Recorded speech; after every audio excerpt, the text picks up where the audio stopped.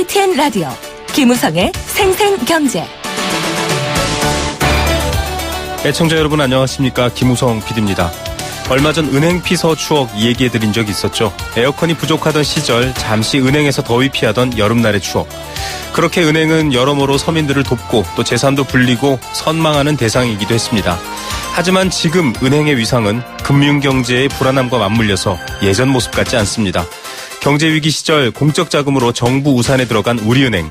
이제 민간 영역으로 나와야 하는데요. 그 묘안을 찾은 걸까요? 잠시 후 전문가 모셔서 이야기 들어보겠습니다. 자동차 보험, 이젠 살짝 긁힌 걸로는 대폭 수리할 수 없습니다. 교체보다는 수리를 우선시하는 건데 그만큼 보험료도 싸질까요? 역시 전문가와 함께 따져보겠습니다. 화요일은 경제 도미노 준비되어 있습니다. 또 불발된 추경 합의의 문제점에 대해서도 짚어볼 예정입니다. 2016년 8월 23일 화요일 김우성의 생생경제입니다.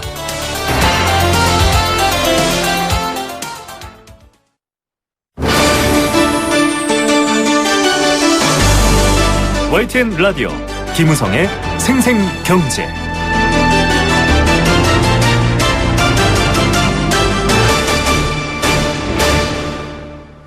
네, 외환위기 때 정부에 인수됐던 우리은행 사전 5기 지난 4차례 매각 실패 끝에 이번엔 조금 잘게 쪼개서 파는 방안으로 민영화가 추진됩니다. 잘게 쪼개면 가격이 낮아지는 만큼 또 사겠다라는 회사를 찾기 쉬울 거라는 건데요. 그런 전망들이 조금씩 나오고 있긴 합니다. 이번 방안에 대해서 시장은 대체적으로 민영화에 대한 현실적 방안이다. 드디어 시장의 요구에 입맛을 맞췄다. 이렇게 얘기하는 반면 또 매각에 집착하고 이렇게 쪼개다 보면 평가가 좀 낮아지는 것 아니냐. 이런 가격이 낮아지는 것 아니냐. 이런 얘기들도 나오고 있거든요. 이 정부가 내놓은 지분이 매각되더라도 여전히 정부가 또 최대 주주이기 때문에 이게 또 다른 걸림돌이 되지 않을까 이런 우려들도 나오고 있습니다. 자, 6년간 매각에 실패한 우리은행 이번엔 성공할 수 있을까요? 지난해까지 우리은행 민영화를 추진해온 공적자금관리위원회 민간위원장을 역임하셨던 연세대 경영학부 박상용 교수 전화로 연결해서 얘기 들어보겠습니다. 교수님 안녕하십니까? 네, 안녕하세요. 네. 우리은행은 민영화하는 게 사실 원칙상 맞는 얘기인데요. 2010년부터 시도를 했는데도 계속 잘 되지 않아 왔었거든요. 그간 어떤 과정이 있었는지 좀 간략하게 말씀 부탁드립니다. 네, 우리은행은 잘 아시다시피 우리가 97년 외환위기 맞이하면서 다수의 대기업들이 부실해지니까, 대부분의 시중은행들이 전부 같이 부실해지고, 그래서, 다른 시중은행들은 전부 이제 여기저기 인수가 됐는데, 네네. 그 당시 한일은행하고 상업은행만 다른 데 어디 인수시키지를 않고 두 은행을 합병해서 한빛은행으로 만들고, 네. 그러고 나서 또 한빛은행에다가 경남은행, 광주은행, 평화은행, 하나라증권 이런 부실한 금융기관들을 전부 모아갖고 우리 금융지주라는 지주회사 산하에다 전부 놨어요. 그래서 정부가 투입한 공적 자금이 한 12조 이렇게 대규모 자금이 들어갔는데 이걸 이제 2010년부터 매각을 추진했는데 지난 몇 차례 매각을 시도했을 때는 전부 경영권 프리미엄을 받고 통째로 이제 매각하는 시도를 했습니다. 네네.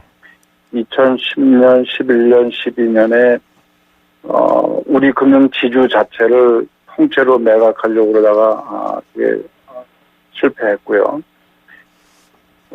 그래서 2014년에는 이제 네 번째로 이제 그 추진을 했는데 이때는 2013년에 공자위 결정에 의해서 네.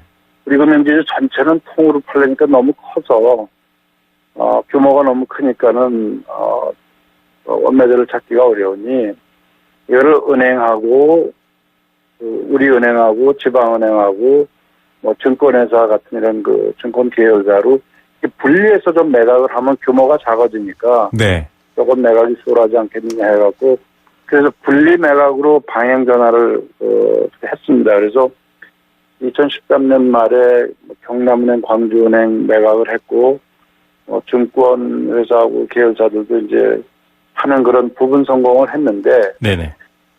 은행 자체를 또 통으로 매각하려고 하다 보니까 아무리 금융지주회사를 여러 조각으로 분리를 했지만은 그래도 우리은행의 규모가 워낙 크기 때문에 2014년에도 결국 그 경영권 지분 매각하려고 그러다 실패하고 일부 소수 지분만 매각을 했습니다. 그래서 네.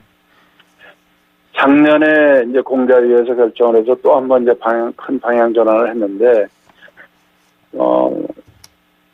1차로 2013년에 우리금융 지주 자체를 쪼개서 이렇게 팔기로 한 거고 마찬가지로, 네네.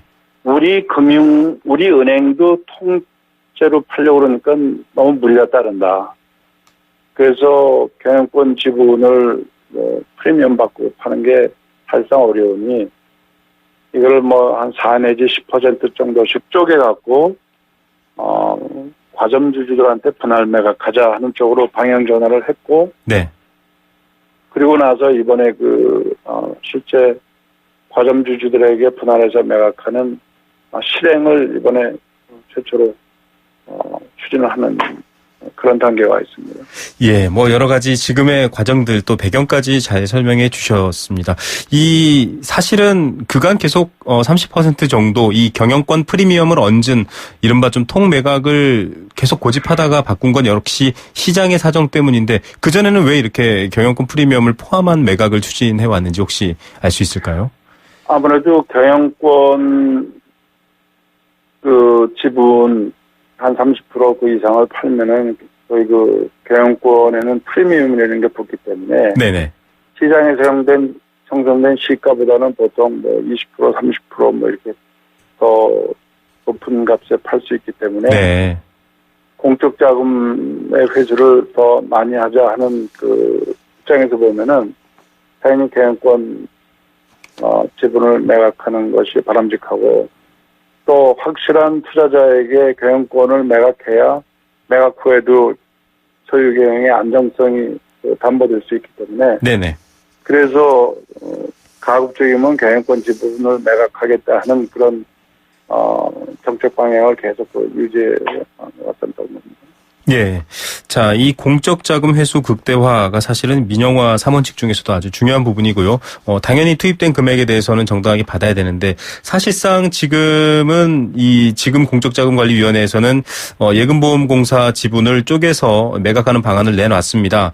이렇게 해서 구매자도 지금 의사를 확인한 구매자가 꽤 있다, 이렇게 알려지고는 있는데, 네. 이렇게 쪼갤 경우에는 사실 지금 교수님이 설명해 주신, 이 전 위원장님이 설명해 주신 이 경영권 프리미엄은 없기 때문에 시가 이상 받기는 어렵고, 말 그대로 좀 이런 자금 회수 극대화를 위해서 좀 가격을 높이 받기는 어렵다, 이런 제약이 있진 않을까요? 어떻게 보십니까? 그건 당연히 그렇습니다. 경영권 쪽에서 이렇게 팔면은 경영권 프리미엄을 받고 파는 건 아니기 때문에 경영권 지분을 30-40%를 통으로 한 투자자에게 파는 거에 비해서는 값이 당연히 좀 낮을 수밖에 없겠죠. 그런데 네. 그렇게 경영권 프리미엄을 받고 팔겠다고 시도를 하다가 자꾸 실패하고 시간이 지연이 되니까, 네. 그동안 공적자금 투입한 거는 그냥 어디서 돈이 하늘씩 떨어진다고 투입한 게 아니고, 예금보험공사에서 채권을 발행해서 그 자금을 투입한 것이기 때문에, 네. 그 자금이 회수될 때까지는 예금보험공사가 그 채권에 대해서 이자 부담을 하고 있거든요. 네. 그래서 조금 더 비싸게 팔려고 그러다가 팔지 못하고 시간이 많이 지연이 되면은 그거 자체가 공적자금 회수에 또 상당히 이자 비용까지 나가니까요. 그렇죠. 네. 그래서 외형적으로 규모를 키워서 값을 많이 비싸게 받는 것도 물론 중요하지만은 신속하게 매각하는 것이 결국 공적자금 회수에도 도움이 되는, 수치로 봐도 네. 도움이 된다 하는 논리가 굉장히 중요하기 때문에 이번에 그런 우선순위 면에서 좀 방향 전환을 한 걸로 알고 있습니다. 네.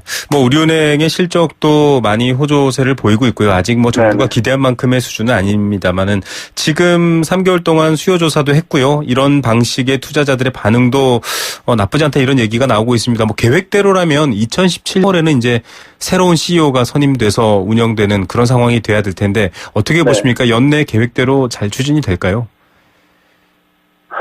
제가 지금 직접 업무를 관장하지 않기 때문에 제가 자세한 내용은 모르지만은 네. 이미 한 4% 내지 8% 정도의 지분 인수를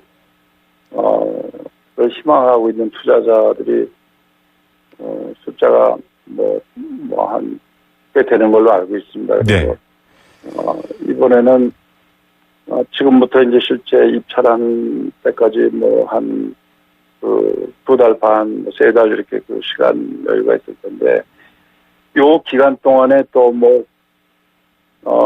국제금융시장에 큰 요동을 치는 그런 그 위기적인 상황이 오거나, 네. 국내 경제에 또 그런 위기적인 상황이 오거나 그런 경우가 아니라면은, 이번에는 지금 추진하는 게 한 30% 내외를 얘기하는 것이기 때문에 이번에는 성공할 가능성이 상당히 높지 않느냐 그렇게 판단을 하고 있습니다. 예, 특별한 대외 변수가 없다면 지금과 같은 방식이면 굉장히 성사 가능성이 높다라고 보셨는데요. 네, 예, 그렇습니다. 그 정부가 그래도 여전히 20% 가까운 지분을 가진 최대 주주인 상황이거든요. 사실은 이 금융권, 특히 이 시중은행에 대해서도 정부의 입김, 당국의 어떤 압력 이런 것들이 사실 지적되어 온 부분인데 이런 상황은 좀 어떻게 약간 장애로 작용하진 않을까 우려됩니다. 어떻게 보십니까? 두 가지 측면이 있는데 우선 우리은행에 대해서 어떤 공식적으로 공적 통제가 이루어지는 채널은 예금보험공사가 대주주이기 때문에 네. 예금보험공사가 우리은행하고 이른바 경영에 대한 여러 가지 MOU라는 약정을 맺어서 거기에 따라서 이제 은행 경영을 외부에서 이렇게 통제하는데 이번에 30% 매각하면은 그래도 상당한 지분을 예금보험공사가 보유를 하지만은 그 MOU라는 거를 즉시 해제한다고 어제 발표하지 않았습니까? 네네. 그래서 예금보험공사의 공적 통제의 어떤 줄 자체가 이제 끊어지는 것이고. 네네. 그다음에 이제 그런 공식적인 경영에 개입이 아니더라도 다른 채널을 통해서 또 개입하는 그런 일들이 있을 수도 있겠지만은 이번에 과점주주로 입찰에 성공해서 주주가 되는 투자자들에게 이사회에 참여할 수 있는 길을 터주고 이사회에 참여하는 이런 과점주주들의 대표들이 다음 행장까지 실질적으로 선임할 수 있도록 하겠다고 했기 때문에 네네. 이거는 사실 정부로서는 대단한 양보라고 볼 수. 양보라는 것보다 대단한 의지의 표현을 한 겁니다. 네. 자, 지금 이사회 구성에 대한 부분만 봐도 예보가 굉장히 민간의 경영을 넘기겠다라는 의지가 강하다 이런 얘기들이 나오고 있고 설명해 주셨는데요. 보니까 여러 해외 자본들도 참여한다고 돼 있습니다. 이런 부분에 있어서는 딱히 우려할 부분은 없을까요? 괜찮을까요, 교수님? 글쎄 이제 외국 자본이라는 거는 항상 경제적인 측면에서도 봐야 되지만 정치적인 그런 측면에서도 봐야 되는 이슈 아닙니까? 네네.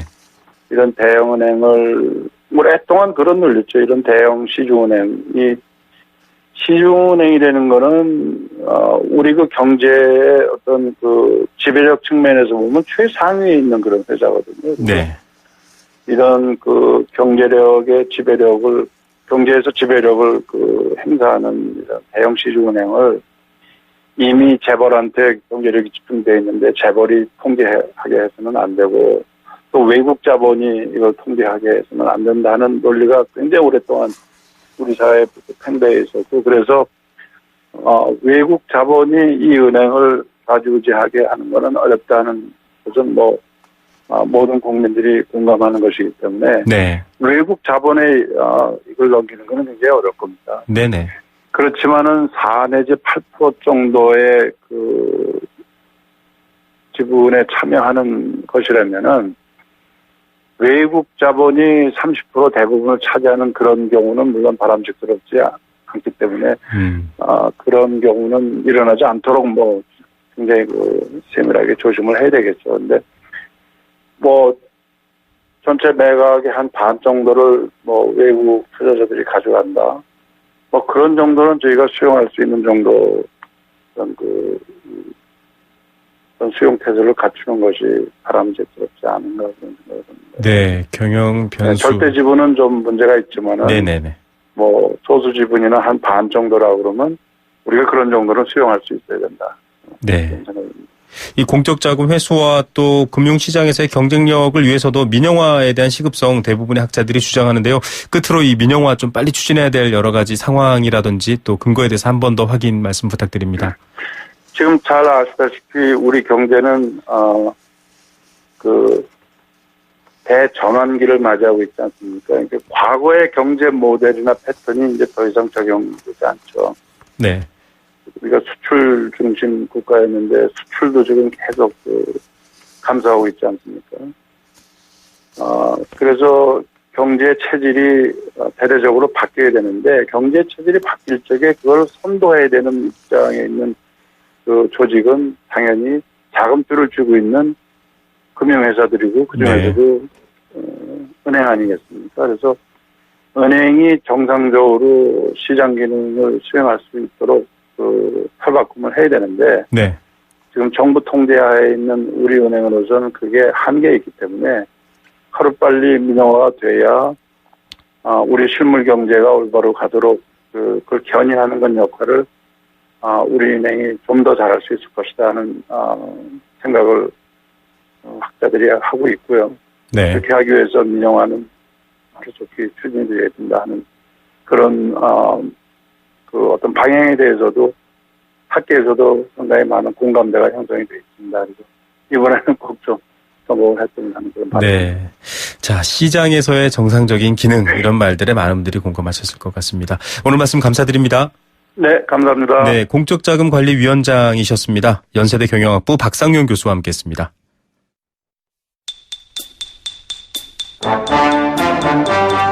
경제 탐구 생활. 네, 경제 어렵지만 같이 문제 풀듯 다가서다 보면 또 쉽게 다가오기도 합니다. 정답 보내주시면 알칼리수로 건강해지는 내 몸 A수, 알칼리 생수 한 박스 드리고요. 2016년 매주 목요일 응답하는 여행 스케치의 가로수길 콘서트 나무야 티켓도 드립니다. 도심 속 꿈의 놀이터 일산 원마운트에서 워터파크 이용권도 드리고 있습니다. 단문 50원, 장문 100원에 정보 이용료 부과되고요. 샵 0945번 문자로 참여하실 수 있습니다. 오늘 인터뷰 잘 들어보신 분들은 쉽게 맞히실 것 같은데요. 정부가 우리은행이 가진 지분 일부를 떼서 민간에 파는 이것을 추진하고 있다고 전해드렸습니다. 세 글자입니다. 이처럼 국가나 공공단체가 특정 기업에 대해 갖는 법적 소유권을 주식 매각 등의 방법을 통해 민간 부문으로 이전하는 것을 무엇이라고 할까요? 민간 부분의 자본이나 인력이 유입되어서 민간 경제가 살아나고요. 또 정부는 비용 절감이라는 두 마리 토끼를 잡기도 합니다. 하지만 독점, 가격 인상, 여러 가지 부작용도 있기도 합니다. 국내에서 이것의 대표적 기업으로는 포스코, 한국전기통신공사, 담배인삼공사 등이 있습니다. 자, 세 글자입니다. 정답 많이 보내주십시오. 생생경제 일부 포스코와 함께했습니다. 캠페인 듣고 톱뉴스로 돌아오겠습니다. YTN 라디오 캠페인 물 없는 한라산, 물 없는 제주 바다를 상상할 수 있나요? 제주의 아름다운 자연과 풍경은 깨끗하고 건강한 물이 있기에 가능합니다. 제주를 아름답게 만들어주는 건강한 물은 우리의 몸과 마음도 아름답게 만들어줍니다. 건강한 몸과 마음을 지키는 이유. 아름다운 물을 사랑하고 지키는 일에서부터 시작됩니다. YTN 라디오 아름다운 물 캠페인은 광동제약과 제주특별자치도 개발공사와 함께합니다.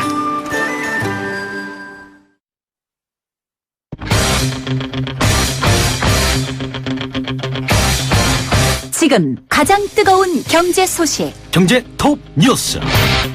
네, 이 시각 주요 경제 뉴스입니다. 보험료 추가 납입 제도가 활용하면 여러모로 좋은 점이 많습니다. 잠시 후 내용 전해드리겠습니다. 중소기업과 대기업 간의 임금 격차에 대한 문제를 주로 많이들 제기하고 있습니다. 어떤 문제가 있는지 잠시 후 알려드리겠습니다. 1, 2인 가구 또 고령자 가구가 많이 늘고 있습니다. 그에 따라서 주택 형태라든지 수요도 많이 변화하고 있습니다. 이 시각 가장 뜨거운 경제 뉴스, 경제 톱 뉴스, 비즈니스워치 김춘동 기자 연결합니다. 안녕하십니까? 네, 안녕하세요. 네, 이 제도 저도 잘 몰랐는데 모르시는 분들 많을 것 같습니다. 네. 보험료 추가 납입제도 활용하면 여러모로 이득이 된다고요? 네, 그 보험료 추가 납입 제도는 말 그대로 이 보험에 일단 가입한 후에 보험료를 이제 더 추가로 더 내는 걸 말하는데요. 특히 이제 저축성 보험 같은 경우에는 이 제도를 활용하면 이점이 많다고 합니다. 네.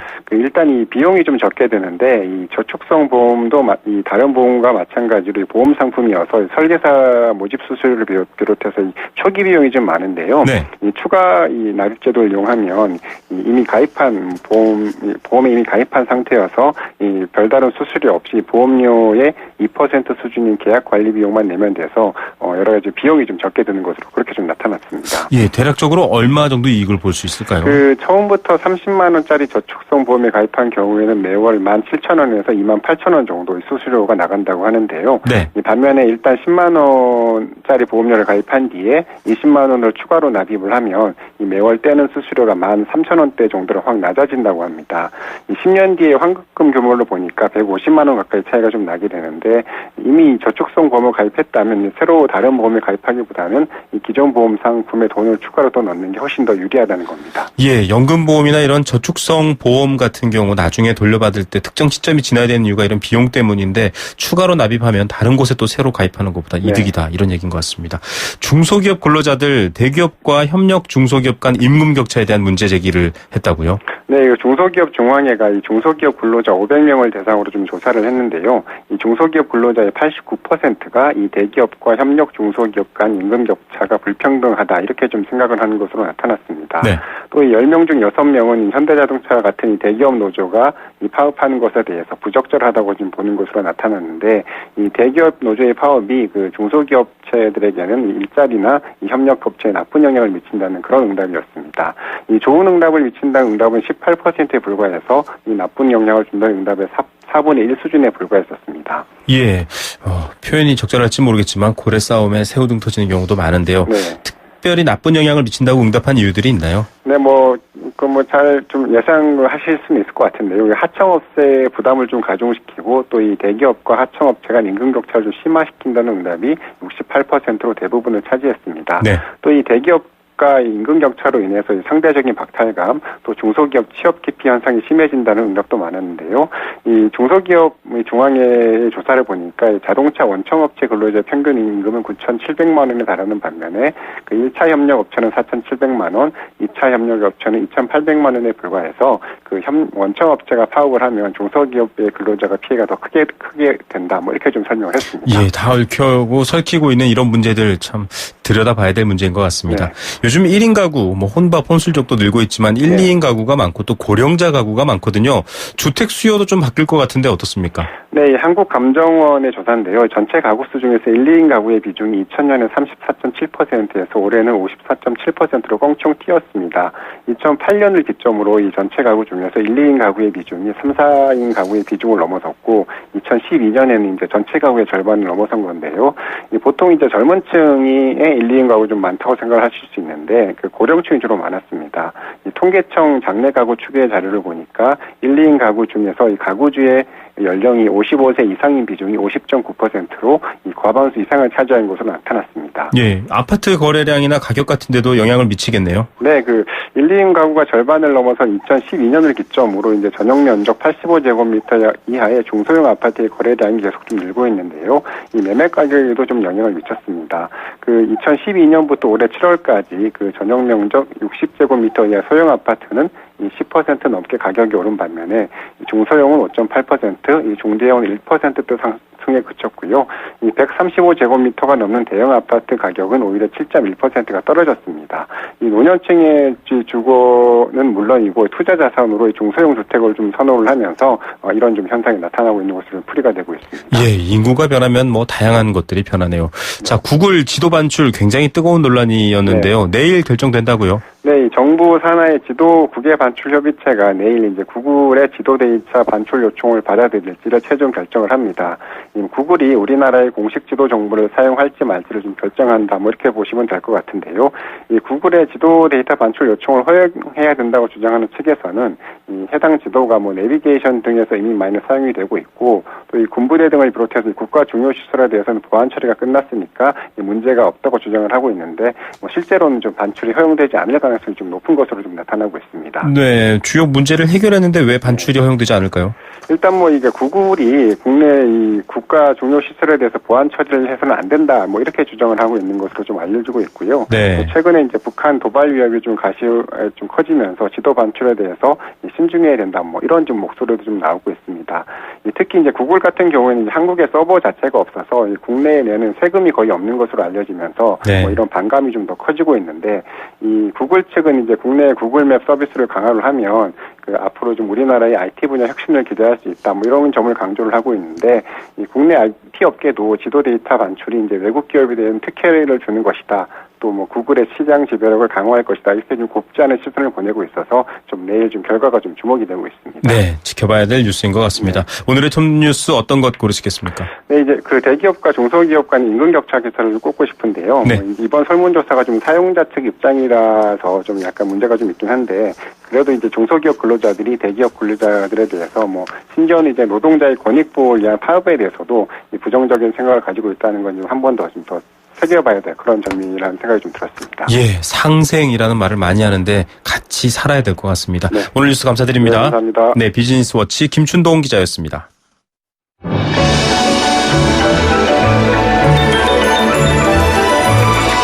오늘의 경제를 들여다보는 시원한 창. YTN 라디오 김우성의 생생경제 생생 인터뷰. 자, 생생하게 도움되는 인터뷰, 두 번째 인터뷰로 준비했습니다. 도로 위에 1000만 대가 넘는 자동차 굴러다니고 있죠. 자동차 운행하시다 보면 뭐 대형 사고가 아니라도 작고 소소한 사고들 많이 생깁니다. 예전엔 가해 차량과 피해 차량이 확실한 경우 피해 차량의 보상과 수리 요구는 전적으로 받아들여졌습니다. 범퍼를 통째로 바꾸겠다라던가 뒷목을 잡고 내리면 뭐 딱히 다르게 조정할 수 있는 여한이 없었습니다. 그런데 이 사소한 긁힘조차 범퍼 교체 같은 것으로 이어지다 보니까 과다 수리가 되게 되고 결국은 전체적인 보험료가 오른다, 이런 얘기들이 나왔죠. 당국이 제동을 걸었습니다. 이젠 긁혔다고 범퍼 교체하면 보험료 다 못 받게 됩니다. 여러 가지 문제들이 생기면서 또 바뀐 부분들이기도 한데요. 보험료는 조금 낮아질까요? 여러 가지 궁금한 점 많으시죠? 전문가와 함께 짚어보겠습니다. 자동차 사고 전문 손해사정인이시기도 한데요. 금융소비자연맹 교통사고 피해 구호자 센터 오중근 본부장 연결하겠습니다. 안녕하십니까? 안녕하세요. 네, 뭐 연말 연초 때마다 이 사고가 나서 처리를 해야 되는 손해율이 올랐다, 이런 근거로 보험사들이 요금 많이 올리고 있거든요. 사고 수리비 지출이 많이 된다, 이런 이야기인데 과도한 수리비 지출이 원인이다, 이런 얘기하고 있었습니다. 좀 그간에 그런 실태가 있었습니까? 네, 그 차량 사고에서 경미한 사고가 많습니다. 네. 자동차에 있어서 경미한 손상이란 자동차의 기능과 안정성을 고려할 때 부품 교체 없이 복원 가능한 손상을 말하며, 자동차가 증가하면서 특히 단순 범퍼 파손, 스크래치 등 경미한 사고가 대부분입니다. 네네. 범퍼를 무조건 과거에는 교환하였으나 이제는 기준이 만들어져서 무조건 교환이 안 됩니다. 네네. 그리고 사람도 자동차 사고가 발생하면 의뢰이 아프다고 하면서 대인 접수하여 달라는 경우도 많았습니다. 네네. 그러나 병원에서는 무조건 입원을 시키지 않고 있는 상태입니다. 예, 조금씩 바뀌고 있는 분위기를 얘기해 주셨는데, 네네. 사실 그간 이 피해 차량 피해자나 또 수리업체, 병원 간의 어떤 공동이익이 있기 때문에 가능했던 관행 아닐까요? 예, 그 피해자 입장에서 보면 전부 교환하여 주기를 원하는 상태고, 또한 정비 공장도 피해자가 무조건 교환을 요구함으로써 보험사가 이를 수용하여 주었고, 네. 또한 부품 교환으로 인한 자원 낭비도 많았습니다. 네. 그래서 이러한 문제를 해결하기 위해서 네. 2016년 7월 1일 계약부터는 네. 경미한 사고 처리 기준에 따라 수리를 하도록 약관 개정을 하였습니다. 네. 예, 그리고 실제 수리 기준이 변경이 되면 부품 상해와 카센터 등이 실제 타격을 받게 되고 네네. 정비 공장은 수지와 이렇게 큰 관련이 없습니다. 예. 그 정비 공장에 교환하여 주지 않는다는 불평이나 또는 연맹의 민원이 발생이 없는 상태로 대다수 이를 좀 수용하고 있는 게 아닌가 이런 생각이 듭니다. 예, 교체가 아닌 이상 부품 업체가 어려워 사실은 정비 공장은 큰 어려움이 없는 상황이다 이런 건데 자, 구체적으로 어떤 관행으로 이제 바뀌게 되는 건가요? 경미한 사고 기준 이런 것들이 어떤 얘기가 있죠? 그 제1 유형은 이제 투명 코팅막만 벗겨진 경우이고 네. 또 제2 유형은 투명 코팅막과 도장막이 동시에 이제 벗겨진 경우입니다. 네네. 그리고 제3 유형은 긁히거나 찍힘 등으로 도장막과 함께 범퍼 소재 일부가 이제 손상되었으나 네. 구멍은 뚫리지 않은 경우로서 이 세 가지 유형은 이제 교환을 하지 못하고 수리를 해야 합니다. 네. 그리고 기타 손상이 있는데 이거는 구멍이 뚫리거나 네. 찢어진 경우로 이 경우는 교환이 가능합니다. 예, 그러니까 이런 경우일 때 나는 그냥 범퍼 교환하겠어라고 하면은 보험사가 교환 비용을 다 물어주지는 않는다. 나머지 비용은 내가 내야 된다. 이런 말씀이신데요. 이 그간 보험 처리와 비교하면 수리 비용이 좀 줄어들게 되는 건가요? 네네. 그 소나타 기준으로 범퍼 교체 시 과거 수리비는 36만 원이 소요되었는데 네. 대략 한 26만 원 정도로 지급이 될 것으로 예상이 되고요. 네. 벤츠 E300은 한 152만 원에서 한 62만 원 정도로 수리비가 대폭 절감이 됩니다. 네.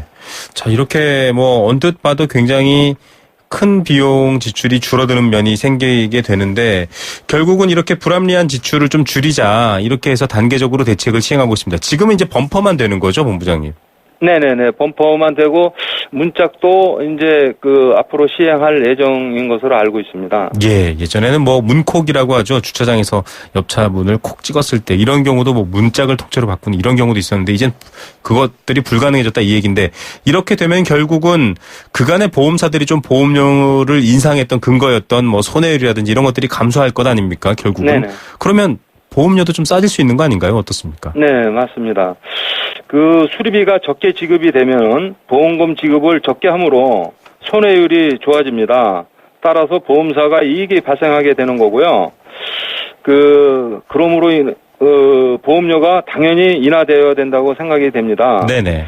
예, 그러나 이제 금융감독원은 보험사의 보험료 자율화 조치를 하여 관리 감독이 바로 이루어지지 않는 것이 문제라고 생각이 됩니다. 네. 그래서 이 문제도 보험료가 바로 반영이 되도록 관련 당국에서 즉시 조치하여야 보험 계약자나 피해자가 이를 수용할 것 같습니다. 예, 그 자율화에 따른 또 책임이 있다라는 것들을 보험사들이 좀 알아야 될 것 같습니다. 이렇게 좀 수리비를 적게 나가도록 많은 것들이 고쳐지고 있다면 또 보험료 역시 좀 낮아져야 되는 것 아닌가라는 게 상식일 텐데요. 좀 지켜봐야 될 문제네요. 맞습니다. 결국 금융감독원이 좀 역할을 해줘야 되는 부분이네요. 네네. 예, 알겠습니다. 오늘 얘기는 여기까지 듣겠습니다. 감사합니다. 감사합니다. 네, 금융소비자연맹 교통사고 보상지원센터 오중근 본부장이었습니다. 세계 경제가 내 주머니 속으로 경제 도미노. 네, 매주 화요일 이 경제가 어떻게 나의 삶에 영향을 미치는지 알아보는 도미노처럼 어떻게 이 경제 이야기가 어떤 맥락으로 나에게 영향을 줄지 알아보는 시간입니다. 자, 이 추경안 뉴스에서 많이 보셨을 겁니다. 그냥 혀 끌끌 차면서 아유, 저 사람들 원래 저러지라고만 생각하실 텐데 단순한 문제는 아닙니다. 경제적으로는 여러 가지 고려해야 될 어려운 점들이 많이 생깁니다. 특히 11조 원 규모의 추경 예산안 조선해운업의 부실규명 이런 문제를 해결하기 위한 건데 원인을 해결하자라는 청문회 이 증인 채택 문제로 지금 여야가 무산됐습니다. 처리가 무산됐는데요. 타이밍이 중요하다라는 얘기 이 생생경제 전문가들도 여러 번 언급해 드렸습니다. 추경 말 그대로 이 언제 빨리 추가로 마중물을 붓느냐 이런 것들이 경제에 많은 영향을 미칠 텐데 과연 괜찮을까요? 또 실직 근로자들 일자리를 잃고 사업이 축소되고 있는 분들은 어떻게 해결해야 될까요? 이런 문제들 좀 나눠보겠습니다. 건국대 경제학과 최백은 교수 전화로 연결합니다. 교수님 안녕하십니까? 네, 안녕하세요. 네. 자, 조선해운업의 부실 규명을 위한 이른바 서별관 회의에 대한 청문회 증인 채택을 놓고 놓고 결국 여야가 합의점을 못 찾았고요. 추경안도 역시 처리가 되지 않았습니다. 이렇게 벌어지고 있는 것들 물론 여러 가지 정치적 문제도 끼어 있지만 어떻게 평가하십니까? 결론부터 얘기하면 추경안 무산이기는 저는 정부와 여당 책임이 크다고 생각합니다. 네. 이번에 추경안이 이제 구조조정 관련 추경이라는 것은 모두가 아는 사실이잖아요. 그렇죠. 추경 예산 11조 중에서 국채은행, 즉 수출입은행하고 산업은행의 현금 출자가 1조 4천억 원이 포함되어 있습니다. 그러니까 국채은행 부실에 그런 국채은행이 그만큼 이제 부실화가 되었기 때문에 이제 수혈을 하는 건데요. 네. 국채은행 부실에 대한 원인 규명과 책임 추궁을 하지 않고서는 무슨 추경 편성의 의미가 있는지 좀 반문하고 싶고요. 네. 여당도 그래서 이제 사별관 회의 청문회에 대해서 기본적으로 저는 동의했다고 알고 있고요. 네. 근데 이제 사별관 회의의 핵심 관련 인사를 제외하면 이게 무슨 사별관 회의의 청문회가 될 수 있겠는가 하는 생각이에요. 네. 그러니까 국채은행 부실에 대한 책임은 그 감독 책임 기관인 정부하고 금융위원회 그리고 그 위에 있는 청와대라는 점에서 최경환 전 부총리하고 안종범 전 경제수석은 반드시 증인으로 나와서 경위를 설명할 필요가 있다고 생각하고요. 네. 자신들이 떳떳하다면 증인으로 나오지 못할 이유가 없다고 생각해요. 네. 근데 이제 많은 언론들이 이 추경 무산 위기와 관련해 가지고 정쟁에 희생된 민생 경제라는 표현을 쓰고 있는데 네. 이런 양비론이 저는 정부와 여당이 기본적으로 이 추구했던 목표가 아니었나 생각이 듭니다. 네. 왜 그러냐면요. 6월 하순까지 이제 추경이 필요 없다고는 입장이었었어요. 네. 그러다가 이제 재정절벽, 소비절벽, 고용절벽 등이 예고되는 3분기를 앞둔 6월 말에 갑자기 추경 편성 계획을 밝히고요. 7월 26일에나 국회 제출을 했어요. 그러면서 조속히 처리해달라고 요구했죠. 네. 그게 왜 이렇게 뒤늦게 했냐?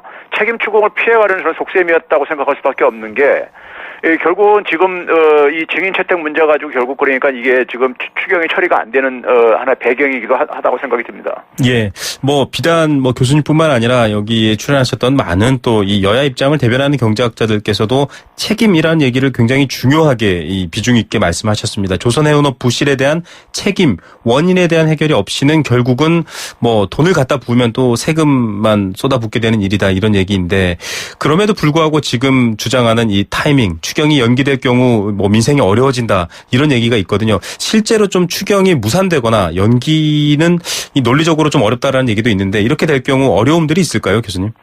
제가 이제 타이밍이 중요하다고 얘기했고 많은 전문가들도 이제 동의하는 이유가요. 네. 이게 이제 상반기에 우리가 재정 조기 집행을 했었잖아요. 네네. 그게 이제 효과가 이제 그러니까는 3분기부터 소멸돼 가고 있었어요. 네. 그다음에 이제 그 개별 소비세 인하도 그러니까는 2분기로 이제 종료가 되면서 소비 절벽이 났었고요. 네. 그리고 5월부터 본격적으로 구조조정에 따라서 이제 실직 대란이 이제 발생했었죠. 네. 이제 그런 상황 속에서 경제 심리가 급속히 냉각되고 있었거든요. 그렇기 때문에 이제 이 심리를 좀 개선하기 위해서 이제 그러니까 추경이 그러니까 조속히 필요했던 거예요. 네네. 그런데 지금 이제 이 추경이 그러니까는 제가 볼 때는 정치적 계산 셈법으로 이렇게 늦춰지다 보니까는 지금 상당히 지금 조선업 밀집 지역뿐만이 아니라요. 전반적으로 지금 경제가 굉장히 저는 자유낙하고 있다고 보고 있는데요. 네. 대표적으로 그러니까 보게 되면은 특히 이제 하위 계층들, 저소득 계층들이 타격이 아주 그냥 직격탄을 맞고 있어요. 네. 예를 들면 이제 일용직 근로자들 같은 경우가 이제 그러니까는 한 18만 5천 명이 그러니까는 1년 전에 비해서 증가를 했는데 그 일용직 증가자들 대부분이 뭐냐면 이제 이게 그 원청 기업에 이제 하청을 받는 하청 기업자들의 소속돼 있는 근로자라든가 이런 사람들이 이제 그러니까 직격탄을 맞고 있는 것이고요. 그래서 실질적으로 보게 되면 통계청 가계 동향 조사에서도 보게 되면은 하위 20% 계층은 지난 1년 전에 비해서 소득이 그러니까 늘어도 시원찮을 마당에 오히려 6%가 줄어들었어요. 네. 이제 이런 상황이 그러니까 지금 현재 우리 경제에 지금 어려움을 저는 이제 단적으로 보여주고 있다고 생각이 드는데요. 그런데 이제 최근에 한 가지 재미있는 건요. 국회 예산정책처에서 네. 3분기에 추경을 다 100% 집행을 하는 거나 3, 4분기에 50%씩 나눠서 집행하는 거나 별 성장률 차이가 이제 없다는 이제 이런 결과를 이제 내놨어요. 네네. 0.008%포인트 차이가 안 난다는 이런 걸 내놨는데 그게 정부가 제출한 시뮬레이션 가지고 이제 그 계산을 한 건데 네. 제가 이제 그걸 가만히 들여다보니까는 이제 추경 사업 성과가 이제 굉장히 의심스럽다 이거예요. 네. 그다음에 이제 추경이 이제 그러니까 연내 집행이 이제 그러니까 어려운 사업들도 굉장히 많이 포함되어 있고 그러다 보니까는 결국은 그러니까 지금 이제 이렇게 추경이 타이밍도 놓쳤지만은 추경이 지금 졸속으로 편성하다 보니까는 추경의 효과도 그러니까 굉장히 지금 의심스러운 이런 상황인 겁니다. 예, 자유낙하하고 있다 말씀해 주셨는데 정말로 지금 관련 동향들을 보면 뭐 양극화 문제도 더 심해지고 있는 상황이긴 한데요. 당장에 몇몇 분들은 이게 뭐 법리적으로 또 논리적으로 맞는지는 모르겠습니다만 이 조선업 등 실직자에 대한 생계급여나 긴급복지 또 민생 안정에 필요한 한 1조 9천억 원 정도의 내용 이건 그냥 이것만 좀 따로 먼저 처리하고 나머지는 좀 또 합의에 따라서 따로 진행하면 되지 않냐 이런 얘기를 하시는 분들도 있습니다. 지금 실업 대책에 대한 부분도 굉장히 심각하지 않습니까, 교수님? 예, 맞습니다. 정부가 지금 사실은 이제 뭐 조선업 같은 경우 이제 특별 고용 지원 업종을 지정을 했잖아요, 이미요. 네네. 그다음에 이제 뭐 그에 따라서 이제 실직자 대상 생활 안정이라든가 고용 유지 지원 같은 것도 발표를 했어요. 그렇기 때문에 이건 추경과 관계없이 이 부분은 그러니까는 보다 더 내용을 보완할 부분이 있을 뿐이지 이 부분은 저는 진행을 해야 된다고 생각합니다. 네네. 이 부분에 대해서는 그러니까 여야가 그러니까는 사실은 이 부분에 대해서는 딴지 걸어서는 안 되는 부분이고요. 네. 그래서 이 부분은 그러니까 별도로 그러니까 해서 뭐 예비비를 쓰던 하여간 어떤 방법을 동원해서든지 간에 이건 정부가 발표한 건데 정부 발표를 믿고 이제 그러니까는 여기에 타격을 받는 계층들이 그러니까는 이것마저도 그러니까 지원이 안 된다면은 이건 너무 가혹한 거죠. 예. 자, 이런 부분들에 대해서 많은 분들이 좀 공감하고 있고 또 성장률에 대한 부분도 아까 교수님께서 한번 짚어주셨는데요. 자, 일단은 추경에 대한 내용도 지금 졸속이 돼서는 안 된다 한번 지적을 해주셨습니다. 그리고 지금 이 추경안이 처리되지 않고 있는 팽팽한 평행선의 한 축, 서별관 청문회 핵심 관계자들에 대한 출석 여부, 그다음에 이 정부에서 주장하는 시급히 이 추경안을 빨리 처리하는 여부, 이제 두 가지가 팽팽하게 맞서고 있는 상황인데요. 두 사이를 이어줄 수 있거나 혹은 어떻게 좀 한 걸음씩 내디딜 수 있는 그런 해법이라던가 중요한 이슈들을 좀 던져줬으면 좋겠습니다. 좀 그런 대안이 없을까요? 좀 어렵습니다만 교수님. 저는 정부가 있잖아요. 사실은 우리가 지금 이제 증인 채택의 당사자가 되고 있는 경우가 이제 최경환 전 부총리하고 안종범 이제 전 경제수석인데요. 네. 이분들이 그러니까 사실 그 실세이기도 하고 소위 말해서 그다음에 경제 정책을 다 총괄하는 책임자 역할을 하는 사람들이에요. 네네. 그럼 사실은 어떻게 보면 공직자로서 무한 책임 의식을 가져야 됩니다. 그리고 본인들이 그러니까 문제가 없다고 생각한다면 그 경위를 좀 설명할 필요는 있어요.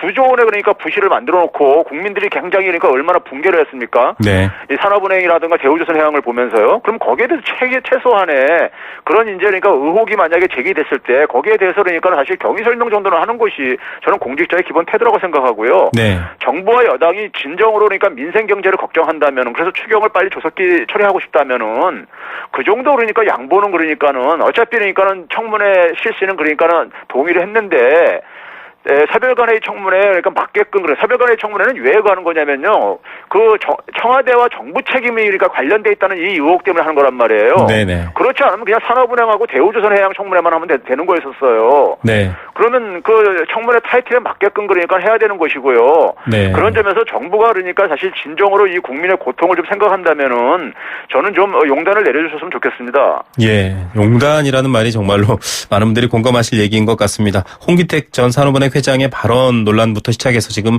여러 가지 사실은 짚고 넘어가지 않으면 안 되는 상황들 때문인데요. 저희가 또 진행 상황 보면서 교수님께 다시 한번 이 문제 여쭙도록 하겠습니다. 오늘 말씀 감사드립니다. 네, 감사합니다. 네, 건국대학교 경제학과 최백은 교수였습니다.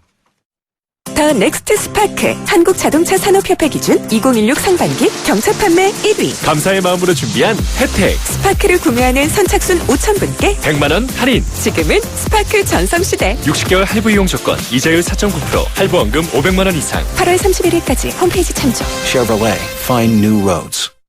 목으로 마셔라. 원샷엔 하이트. 이 여름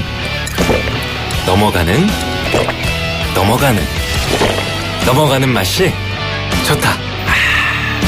목으로 마셔라. 원샷엔 하이트. 평생 사랑하겠습니까? 네! 시작하는 그 마음 그대로 행복할 수 있도록 시작했던 그 마음 그대로 동탄 이신도시 경산 임당 울산 송정에서 짓습니다. 호반에 변치 않는 첫 마음을 만나세요. 지은이 호반건설. 네, 생생경제 포스코와 함께했습니다. 애청자 여러분들 잘 모르실 텐데요. 라디오 스튜디오는 창문이 있어서 바깥이 보입니다. 지금 시원하게 비가 오고 있는데요. 9139님 정답 민영화 보내주시면서 여기 시흥입니다. 시원하게 비가 오네요. 열대야 제발 좀 물러갔으면 합니다. 예, 국민들 마음도 좀 시원하게 해주셨으면 좋겠습니다. 오늘 민영화 정답 주신 분 선물 드립니다. 0117님께 생수 한 박스 보내드리고요. 8602님께 원마운트 티켓 보내드리겠습니다. 자, 비가 좀 내리니까 좀 시원해졌으면 좋겠고요. 또 마음도 좀 시원하게 가끔씩 좀 쉬시면 더 좋으실 것 같습니다. 내일도 생생한 경제 이야기로 찾아오겠습니다. 김우성의 생생경제였습니다.